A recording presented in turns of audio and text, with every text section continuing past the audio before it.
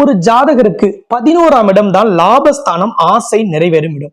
அப்ப அந்த லாபஸ்தானம், ஆசை நிறைவேறும் இடம் சிறப்பா இருந்தாதான் அவருக்கு வெற்றி கிடைக்கும், அவர் நினைத்தது நடக்கும், அவர் ஆசைப்பட்டது நடக்கும், அவர் வாழ்க்கை அவர் விரும்பும் விதத்தில் அமையும். அப்ப அந்த இடத்துல ஒரு நீச்ச கிரகம் இருக்கு, ஒரு பாவ கிரகம் இருக்கு, அல்லது ஒரு வக்ர கிரகம் இருக்கு, என்ன செய்யறது அப்படின்னு நிறைய பேர் நினைப்பீங்க.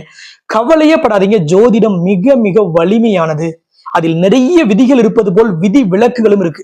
ஒரு 11ஆம் இடத்தில் நீச்சம் பெற்ற கிரகம், பாவ கிரகம், வக்ர கிரகம் இருந்தால் அவர்கள் 1 degree 2 degree 4 degree PhD MPhil என்ன படிச்சிருந்தாலும் சரி, படிச்சது வேலை செய்யாது.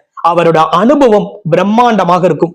அவர் படிச்சதை விட அவருக்கு கிடைக்கிற அனுபவம் தான் அவரை வாழ்க்கையில் மிகப்பெரிய இடத்துக்கு கொண்டுட்டு வரும். அவர்கள் சக்தி வாய்ந்த நபராக, சாதுரியமான நபராக, புத்தி கூர்மை உள்ள நபராக இருப்பார்கள். அவர்கள் தான் வாழ்க்கையில பெரும் பணத்தை சம்பாதிக்கக்கூடியவர்களாக இருக்கார்கள். உங்க ஜாதகத்தை எடுத்து 11ஆம் இடத்துல என்ன கிரகம் இருக்கு, என்ன நட்சத்திரத்துல இருக்கு, அதன் தன்மை என்னன்னு பாருங்க. ஒருவேளை தெரியலனா ஸ்கிரீன்ல தெரியுற நம்பரை தொடர்பு கொண்டு அப்பாயின்மெண்ட் பிக்ஸ் பண்ணியும் தெரிஞ்சுக்கங்க. 11ஆம் இடத்தை தான் ஆசை நிறைவேறும் இடம்னு சொல்றோம். உங்கள் ஆசை நிறைவேறணும். கடன் தீர்க்கிறது, பணம் வரவு, அரசியல் வாய்ப்பு, வேலை வாய்ப்பு, தொழில் வாய்ப்பு, எந்த அதிர்ஷ்டம் ஆக்டிவேட் ஆகுறது எல்லாத்துக்குமே 11ஆம் இடம் ரொம்ப ரொம்ப ரொம்ப முக்கியம். அந்த இடம் எப்படி இருக்கு தெரிஞ்சுக்கிட்டு செயல்படுங்க.